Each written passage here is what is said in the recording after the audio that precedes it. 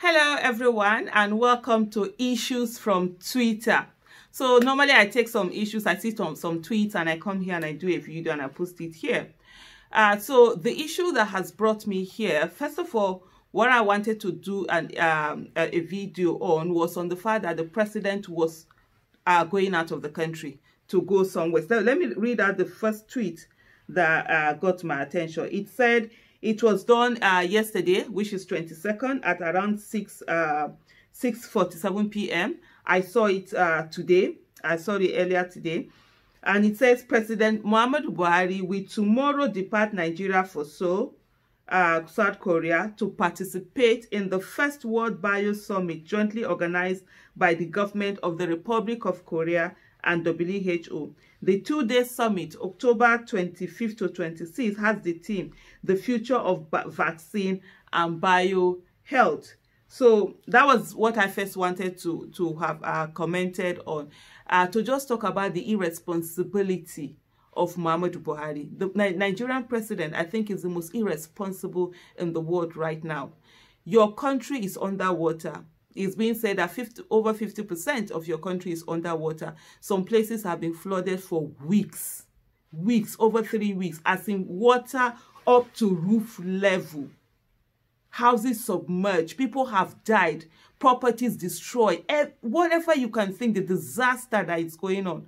But the president hasn't deemed it fit to visit any of these places, to go check what is happening, to commiserate to the people, to even give the people a sort of a sense of belonging that they are not, because that's what leadership is all about. It's not for you to just stay there and be traveling when you want to and do the things that you want to do. It's for you to provide leadership to people, even when you can't do anything, even when things are so bad that you're helpless. Just your presence, reassuring the people that you are working on doing everything you can to ensure that their situation is taken care of, goes a long way. But we have a president who is insensitive, who is irresponsible, who doesn't care about the people. All he cares about is to travel. He's our #1 travel blogger and vlogger. That's what he does. Sends us pictures, do videos and put it out there, and that's it. Since 2021, that was last year, I made up my mind that I will no longer be speaking about Buhari and his incompetence and all of that. This one is so glaringly annoying. That's why I'm even talking about it.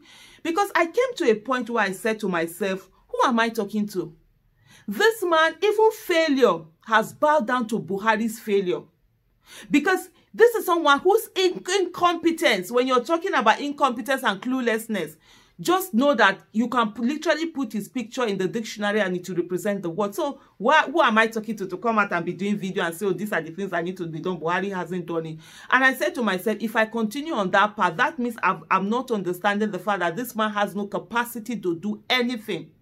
No capacity. He has no capacity to do anything. And then I will be as clueless and as incompetent as he is if I keep making demands on him. So, like from last year, I just said no. My focus is now on who becomes the president from 2023. On 29th of May 2023, who will be the person that will be sworn into office. And from that moment, I focused. That was where my focus. I removed anything on the president because I knew he has nothing.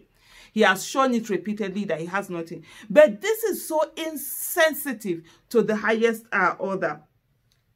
Let me come to what beyond that also. So this was posted. The fact that he's traveling was posted by his I think he was his PA now. Whether he's a senior advisor or something like that on social media. I think initially when he went to run for office, he had resigned. And the last time I think I heard that he was brought back in, and that's the report. I'm not sure about that, but this is the handle at Bashir Ahmed. So this is at Bashir Ahmed posting this at 6:47. Yesterday, right, on the 22nd of October 2020. Then he comes today on the 23rd of October 20. No, okay, sorry, the last one is not 2020. I need 2020 is still in my head because of the NSAS issue. That's 2022. He posted it yesterday, 22nd of October 2022, and then today, 23rd of October 2022, he's posting. He has some other posts that he has shown, but one of this is this. He said, wow, 4 bags of rice, 14 cartons of Indomie noodles, around 50 sets of blankets, 24 loaves of bread, a generator, among other unverified stuff donated to thousands of families affected by floods in Anambra by a former governor of the state and a current presidential candidate. So this is to say that if Bashir is still a government appointee, from what I'm sure, which I'm not very sure now because he used to be the PA, he resigned. The last time they say he had been brought back in, whether that was just reports, but I saw those reports. So you know that thousands have been displaced by floods. You know that millions of people, like from his own tweet, he said thousands of families. So let me use what he has said. Thousands of families have been affected by flood.